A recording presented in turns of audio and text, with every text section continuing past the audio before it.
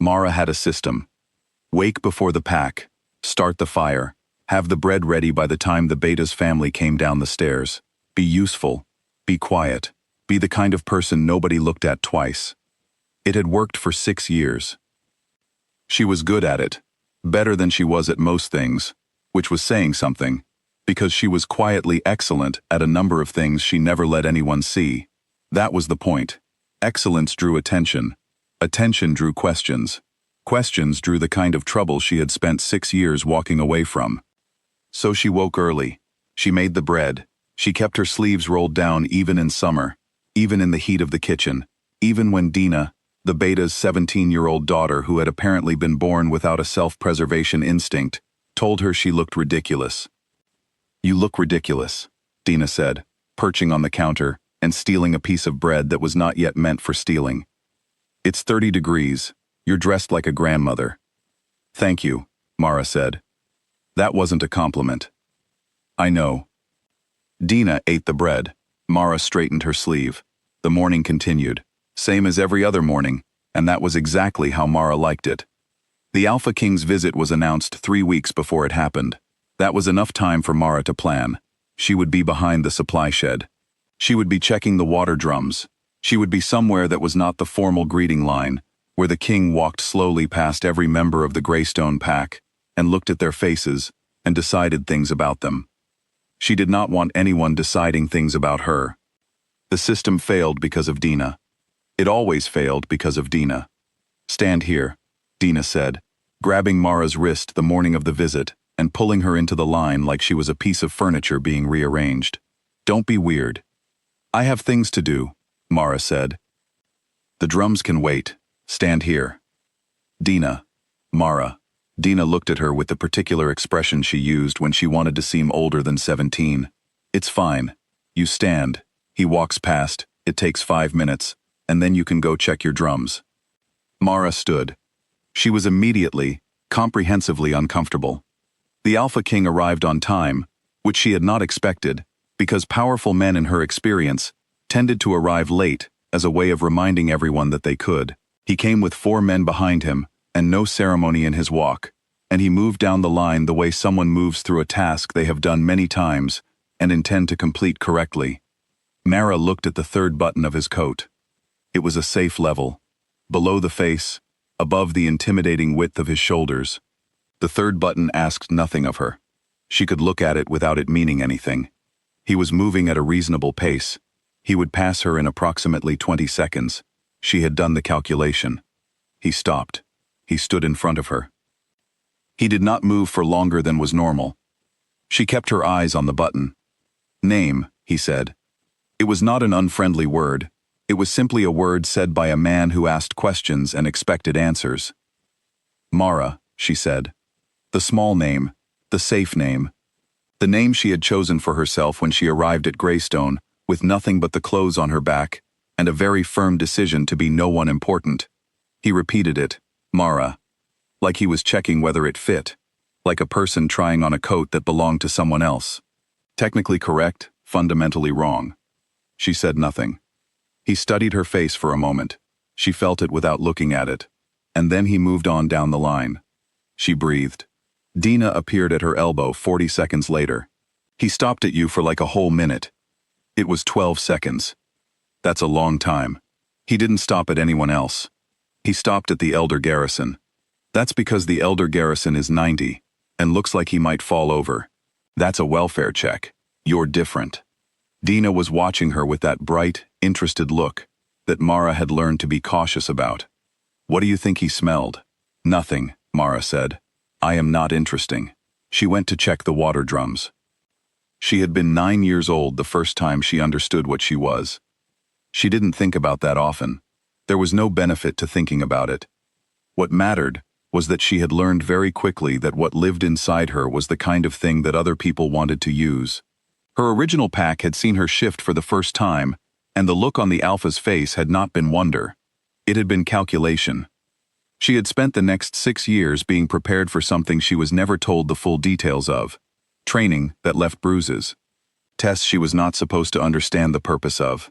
And then one night when she was 15, and finally old enough to understand the full details, she did the only reasonable thing a person could do in that situation. She burned it down. Not the people, just the building where they kept the records, where they kept the plans, where they kept the evidence of what they intended to use her for. Then she walked into the dark and did not look back. She had been walking in various directions ever since. Greystone was the first place that had felt quiet enough to stop. She rolled her sleeve down. The kitchen was warm. The drums were fine. She was fine. The system was intact. 3 weeks later, a rogue entered the territory. It was not, at first, a dramatic event. Rogues tested borders. It happened. The pack warriors handled it before it reached the compound. Except this one moved fast and found a gap that shouldn't have existed. And Mara was in the courtyard with an armful of dried herbs when she heard Dina's voice from the far side of the yard. Dina was not supposed to be in the courtyard. She was supposed to be inside, but Dina moved through supposed to be like it was a suggestion left by someone she didn't know, and so she was there, on the far side of the yard, and the rogue was between her and the door. Mara put the herbs down. She ran the math, the distance, the rogue's size. The warriors were on the other side of the compound. She could hear the sounds from there, which meant they were occupied. The rogue was not paying attention to Mara because Mara was small and still and smelled like dried herbs and years of careful invisibility. The math came out wrong every way she calculated it. Her sleeve tore at the seam. She had not decided anything. The wolf decided. It had been sitting behind 6 years of careful nothing, patient and very still. And it looked at the math the same way she did, and it reached a different conclusion about what to do about it. What came out of her was not the small, quiet woman who made bread and checked water drums. The rogue froze. Dina made a sound against the wall that was something between a gasp and a word that hadn't been invented yet. It was over in seconds. The rogue was gone, moved, not dead, simply persuaded very firmly to leave, and Mara stood in the courtyard in the morning light and understood that something was finished. 6 years. She straightened. She was herself again, standing in the dirt in torn clothing, with her sleeve hanging open, and the courtyard was very quiet. Then she heard footsteps she recognized. He was there because he had come back. She had not known that. She had not catalogued the sound of his vehicle returning to the compound because she had been occupied with not thinking about him, which was a different activity than thinking about him, but took approximately the same amount of effort. He stood at the entrance to the courtyard. He had seen everything. She looked at the third button of his coat. Same coat, same button. It asked nothing. She held on to that. Alpha Kings did not freeze. It was one of the very few things she understood about them with certainty. They were built for moments of disorder, trained from childhood to look at chaos and move through it without stopping. Freezing was what other people did. He was frozen. She watched his chest rise and fall once, twice. "Dina," he said, without looking away from Mara, "go inside." Dina, for the first and possibly only time in her life, went inside without arguing. The courtyard was very quiet. Mara waited. There was nothing else to do. Running was a reflex she had left somewhere behind a burned building when she was 15, and besides, there was nowhere to run to that would make this untrue. He crossed the courtyard. Not fast, deliberately, like a man choosing each step because the words he intended to say at the end of them were still being decided. He stopped 3 feet from her. "You've been here 6 years," he said. Not a question, an accounting, a careful inventory of what he had missed and what she had cost herself to keep hidden, and how those two things had just become the same problem wearing different clothes. "Yes," she said. He looked at her, the way he had looked at her in the inspection line. Like her name did not fit, like Mara was a door he had just discovered went nowhere, a door she had built carefully and maintained faithfully, and which had just come off its hinges in front of him. She rolled the torn sleeve over her wrist. It didn't stay. The seam was gone. She rolled it again anyway, because her hands needed something to do. "Why?" he said.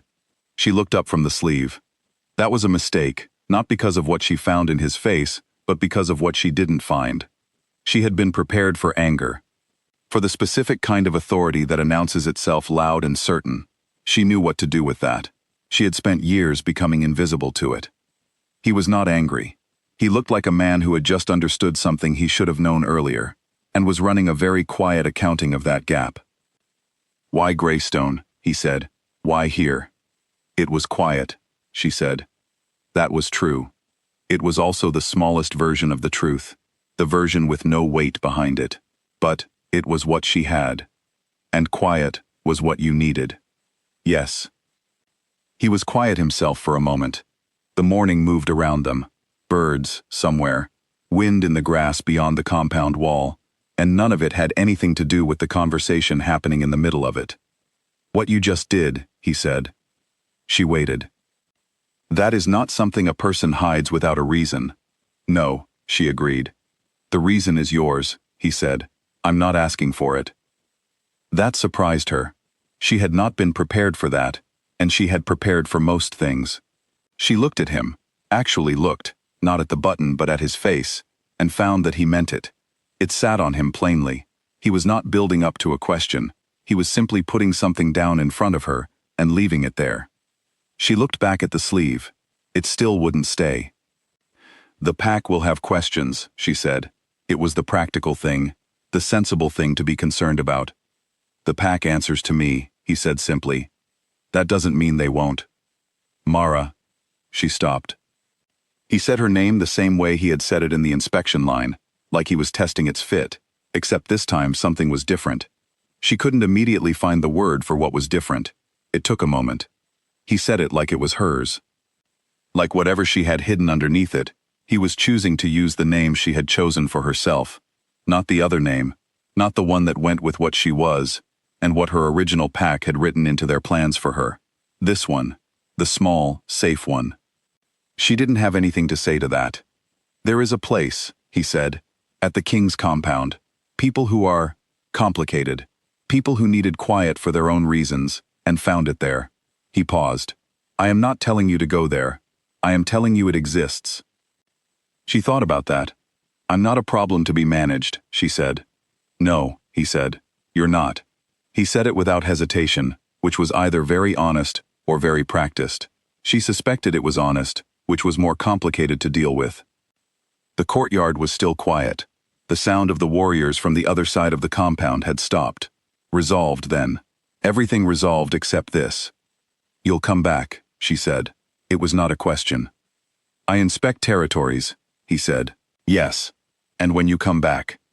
"When I come back," he said, "you can be standing in the line, or you can be behind the supply shed, checking water drums. That is entirely your decision." She looked at him. He looked at her. "The drums are fine," she said. "I checked them 3 weeks ago." Something moved in his expression, not quite a smile. The idea of a smile, maybe, the outline of one, like he was also someone who kept things tucked behind buttons and seams. "Good," he said. He stepped back, turned, walked toward the compound entrance with the same deliberate pace he had arrived with, and she stood in the courtyard with the torn sleeve, and the morning light, and 6 years of very careful nothing stacked up behind her, like a wall she had just walked through. She looked down at the sleeve. It really wasn't going to stay. She rolled it up instead, properly this time, above the elbow, the way Dina had been telling her to do all summer. The air was warm, the morning was ordinary. The pack would have questions, and she would answer some of them, and the rest she would let sit, same as always. She picked up the herbs from where she had put them down. She went inside to start lunch. Her hands were steady. That was new.